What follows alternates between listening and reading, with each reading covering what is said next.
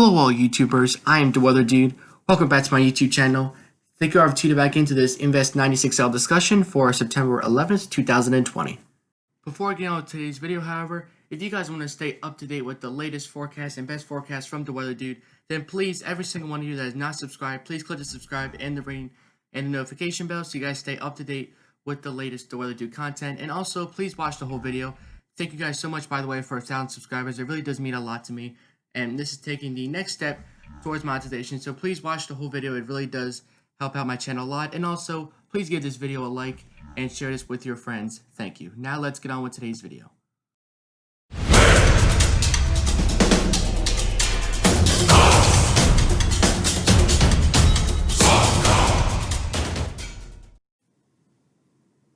Now maybe you guys just got done watching my video where I talked about Invest 95L. Well, today we're going to be talking about Invest 96L, two somewhat newly developed Invest here.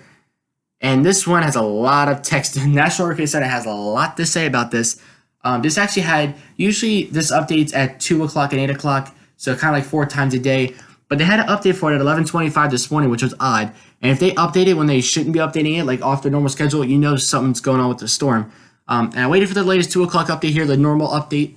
And here it is. So we have 80% chance of development. As you can see, the storm is located just to the east of Miami here. So maybe we could even get some live radar. Maybe I'll be able to pull up some live radar for you guys of the storm hitting Miami. But it's nothing developed yet. I mean, it's still an invest, but still something to watch as it enters the eastern Gulf of Mexico. So let's read this here. So, shower and storm activity over the northwestern, and it's over the Bahamas, heading towards Miami. It's probably, actually, this was as of 2 o'clock, and an hour, like 2 hours has gone by since then, so it might actually be on Miami right now. We are seeing some surface observations that they're indicating that pressures have actually fallen a lot, all right, and maybe a broad area low pressure could be forming. It's only moving west at 10 miles an hour. Like Invest 95L that I just told you guys about was moving at about 15 to 20. So this is moving a little bit slower than that, a lot slower actually. This could be a depression or a storm. Even while it's near South Florida tonight, it could develop into a storm. But if it doesn't, it could still be a storm, maybe even a hurricane over the eastern Gulf this weekend and early next week. But as I say always, regardless of development, there will be heavy rain to where the storm does track towards. So latest data here, let me give this a little refresher. Maybe they got, so okay, winds are the same as 95L, 30 knots with wind gusts. So we're getting wind gust data, unlike the other storm. We didn't get any wind gust data from that, but winds are gusting to 40 miles per hour with this. But sustained winds will need to be 40 miles an hour in order for it to be a tropical storm. Pressure, they say pressures have fallen. This is actually the 2 o'clock update. They say pressures had fallen, but still 1,011 millibars. So maybe there's some tropical tidbits isn't picking up. Not quite sure, but pressure is still actually moderately high right now, unless they do need to update that some more. So let's take a look at our satellite data. Okay, so here we are with Invest 96L, and it looks pretty good on satellite, I gotta admit. Especially with the daytime heating, we're seeing a lot more thunderstorms blossom over Florida here, and over the Bahamas as well. So you can tell that some of the daytime heating of the convection is getting mixed in with this. It's helping the storm to gain a little bit of strength. That's why sometimes later in the day, these storms can really get their act together because of daytime heating that happens this close to the equator. Now, you can see thunderstorms are blossoming here. There's a lot of convection, but they said a low center, a broad low, maybe at the mid levels is trying to develop, but surface low I don't see developing yet, at least for right now. I mean, I'm sure it could in the near future. We're getting actually some good banding and some outflow boundaries heading towards Miami. All right, so like I said, hopefully maybe if you stick around towards the end of the video, maybe we can get some radar data from Miami and see if you're getting any rain from this. As for the sea surface temperature anomalies for where the storm is right now, above average, and it will be throughout the storm's entire journey into the Gulf. Well, no cooler than average waters in sight, which is good for the development of the system. Sea surface temperatures either way, though, 30 degrees Celsius, which is, wow, like upper 80s. Like, it's 30 degrees Celsius as far as the eye can see in this region almost. Caribbean, Gulf, Bay of Campeche here. We got the Western Atlantic, even by Bermuda. Even in this region right here, which is southwest of Bermuda, maybe 31 Celsius, which is closing in on 88 or 90. So very, very warm waters here. And when we look at the current low location, oh, we got an update. It's now the center, the quote-unquote center of the storm is located right in between the Bahamas and Florida now. So the low was actually 6 hours ago, the low was pretty much located right out here, and now it's here. So it really hasn't actually moved all that much. Like I said, it's moving 10 miles in an hour, so it basically moved about 60 miles here. within the span of this update. So it's now over water. It has a better chance to develop, a little narrow shot, because the Straits of Florida here and the Gulf Stream is here. So once it closes in on Miami, a lot more warm water, a lot more convection can spring up. It can start spawning in, and a lot of more development is possible. But even if it doesn't develop now, could later. All right, as it heads into the Gulf. Now, when I first was setting up this video, which wasn't that long ago, there was only one model track on this. Now, thanks to the 18Z update, we have a lot more model tracks on this, which will make it a lot easier to track this thing. So a lot of the model tracks bring it over extreme southern Florida into the northeastern Gulf, and then a lot of models actually now predict a landfall on New Orleans or Biloxi. So, guys better watch out, because it's not good for Louisiana, because they just got hit by Laura, and I know they don't want to get hit again, that's for sure. Now, these two models look very similar, the TVCN and the TVCX. Although they show two slightly different tracks, but overall they are the same. But anyway, the farther south the storm does go, the more it will strengthen. Like, why do you say that? Well, if the storm were to track farther south like this, it is going to spend more time over the warm Gulf of Mexico waters, which are conducive for development. Also, if it takes a southerly track, it stays over land for a less period of time. It stays over Florida for a shorter period of time, which gives it more time to develop. As opposed to, if it were to track like this, see how it spends more time over Florida, and it kind of takes like a shortcut across the Gulf. Less time over water means less chance to strengthen. But either way, this storm will be bringing heavy rainfall and even some gusty winds, regardless of where this makes landfall, regardless of who it affects. Whereas the Gulf Coast, if it somehow makes a miraculous drop this way and towards the Bay of Campeche, whoever it's going to affect, it's going to bring some rain, some gusty winds, all right, and even some high surf as well. So just keep that in mind. There's really no difference between a 35-mile-per-hour tropical depression and a 40-mile-per-hour tropical storm, except that the storm gets a name. That's the only difference. So we look at the GEFS model tracks. Again, I'm kind of focused on the track with this. They do show the track kind of heading a little bit further south. Like it looks like it's going north and it makes a west turn, so staying over the water longer. Then maybe affecting Texas, Louisiana, kind of like Laura did. That's not good news. Now, I thought there'd be an 18Z run for this, like there was with the other video, but it looks like there isn't. And we do have a new intensity guidance now for the models, and a lot of them make it. A lot of the models, if not pretty much a good 90% of them, do make it a strong tropical storm and then very quickly drop it back into tropical depression status. But a few models say that it won't even become a tropical storm at all. All right, so like I said, though, regardless of development, there's going to be some effects with this thing. And when we look at the ship diagnostics message here, you can see for the wind shear, it will be dropping even now over the next couple of days, even a few days.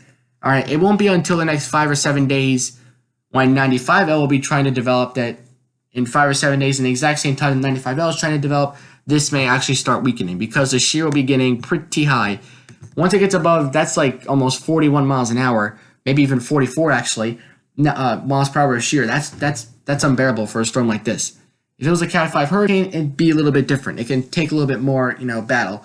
It can take a little bit more ammo, but with this, not necessarily. So, because it's a weak tropical storm, if you throw a bunch of stuff at it, it can't handle it too well because it's such a weak storm at this point. So, looking at the the sea surface temperatures, you can see that they will get to about 30 Celsius. So, yeah, that's the only thing that could really support the system development. Along with the shear in the short term, will be on the storm side, and so will the ocean waters, getting close to 90, about 88 or so. When you look at the storm speed, moving at a consistent 10 miles an hour, maybe it could drop to almost stationary, maybe in a couple or a few days, and maybe lasting through a week. Maybe the shear, like 2 or 3 miles an hour, that's like almost stationary, and that's not good. That will definitely enhance the rainfall threat dramatically. When we look at the heat content, that's also very high right now because it's near the Straits of Florida, moving into the Gulf Stream. So that's why heat content is so high right now.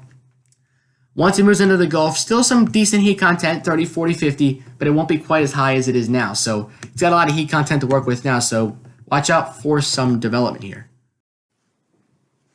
Okay, so here we have the GFS model here, and as you can see, let's take a look at kind of what they're saying with the storm developing here, and look at this. It starts to develop a little bit of a surface low. We got some rain on the northeast side of it heading towards Florida, Georgia, eventually into Alabama. But GFS doesn't seem to make this too strong. But what you do notice is that all the way through, even Wednesday afternoon, we still have rain hanging around from whatever's left of this low at this point. And wow, there's 95L down there. Woof. Hopefully you guys watch that video because that storm looks like a beast, potentially according to the GFS model. When we take a look at the cyclonic vorticity signature, let's take a look at that because that makes it easier to see how strong the storm really is and what it's really doing. You can see it does develop. This definitely looks like a more moderate tropical storm. It's got some reds there on the convection scale, so not too bad. We're kind of like halfway up, halfway there kind of thing. But not looking too bad. But then again, it's also not looking that strong. But again, still a lot of rain, still some gusty winds to whoever it may impact, and also some rough surf, like I said. And there's a low center making landfall right on New Orleans and Grand Isle, maybe even Biloxi. All right, there's what a storm center is, the strongest convection. Then it does quickly start to taper off. That's the good news. Once this hits land, this pretty much has no chance. Since Laura was a Cat 4 hurricane when it made landfall in comparison, that stayed as a hurricane well inland. I think it was still a Category 1 hurricane. Then once it entered Arkansas, it pretty much became a tropical storm. Then once it left Arkansas and entered, Missouri or Tennessee, then once it left Arkansas, entered Missouri or Tennessee, then it became a tropical depression. So it kind of, as it crossed each state's border, it weakened one category. So it still managed to be a hurricane well inland. This thing, I don't think so. Especially since there's going to be a lot of shear in its distant future. Now, looking at the surface winds, they don't look not too good. All right, which is our benefit, not benefiting this storm, because the wind speeds don't look that strong according to the GFS model. Matter of fact, no greens on the map like we have with 95L over there, or Paulette, I think that is actually. That's Paulette over there. No tropical storm force winds according to the GFS model. All right, but some of the ensemble tracks were indicating maybe some development is possible. However, the GEM model, let's take a look at them. All right, because I think they definitely make this storm a little bit more significant. 1,006 millibars of pressure at its strongest point. Still some heavy thunderstorms, nonetheless. Like I said, heavy thunderstorms, nonetheless, for a place like Georgia. All right. Now, cyclonic vorticity signature with the GEM model shows a little bit stronger. I definitely think this looks a little bit stronger here. Look at this. Maybe instead of some reds, maybe some magentas and some purple starting to form in there. So maybe some stronger winds in its core. Like I said, it looks a little bit stronger, maybe closer to a tropical storm. Now, they have a landfall, and it just sits there at landfall. All right, Alabama, Mississippi. Now, maybe this could be more of a tropical storm Allison kind of effect, right? When you remember, if you guys don't remember, tropical storm Allison, I believe, was 2001, made landfall in Texas. I think it was. I know it was a tropical storm for sure, but I'm pretty sure it was actually a very weak tropical storm, maybe 45-mile-per-hour winds, right? Didn't look that bad. People like, well, who cares? But it sat there for so long, and the rainfall was double digits. Not quite as much as Harvey in 2017, but it was definitely double-digit rainfall. Like, we're talking 20, 30 inches probably around that category, while Harvey was 50 or 60 almost. All right, but still, that was ridiculous. So don't let the wind speed... I know San Francisco hurricane scale goes off by the wind, but they don't really talk about rainfall much.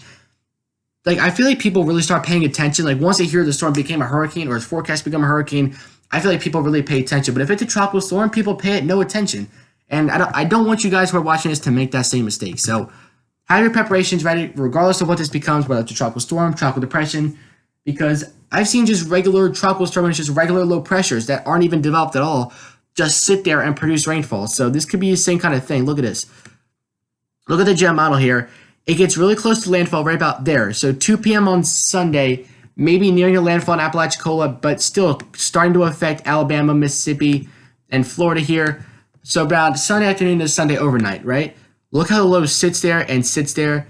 It may not even leave until Thursday afternoon, okay? So you can see what I'm talking about here, why you guys need to have a lot of concern for this system. This could be a big-time flood threat according to the GEM model. All right, so again, they make it a tropical storm ever so slightly. All right, may not even get to that status. But again, the fact that the low could sit there for so long, you know why? Because kind of like a traffic jam, right? Kind of like a traffic jam, but in the weather world, in a sense that there's a high here that's kind of blocking it, right? The high actually essentially goes like this, and it prevents the storm from going anywhere. So if that high sets up over the mid-Atlantic, yeah, you better start getting your preparations ready. I'm not going to say freaking out, but you better start getting your preparations ready in the southeast for some big time flooding potentially. Now, NTP, FNMOC, GEM model, all predict, just like 95L, they predict a 60 to 70% chance of development with 96L as well. But they also predict still yet again the same thing, 60 to 70% chance of development here for 96L. And again, tracking kind of like towards Texas, Louisiana, kind of like where Laura is, similar location. But again, if it tracks a little bit farther north, Mississippi, Alabama, Florida, or Panhandle of Florida, I should say, you could be in the thick of it as well. And surprise, we have the European model. And for some reason, I have it set to tropical Atlantic. I don't know why. But yeah, it's like in the last video where I surprised you with the European model. I'll surprise you yet again. Here's the European model's prediction of things. And ooh, oh, that looks pretty interesting. There's Paulette over there. But look at 96L. Looks like an interesting tropical storm we're going to have to watch. Or a potential tropical storm, I should say. So thank you guys for watching today's video. I am the Weather Dude, signing off till next time. Don't forget to subscribe, stay awesome, and I'll catch you guys in the next video.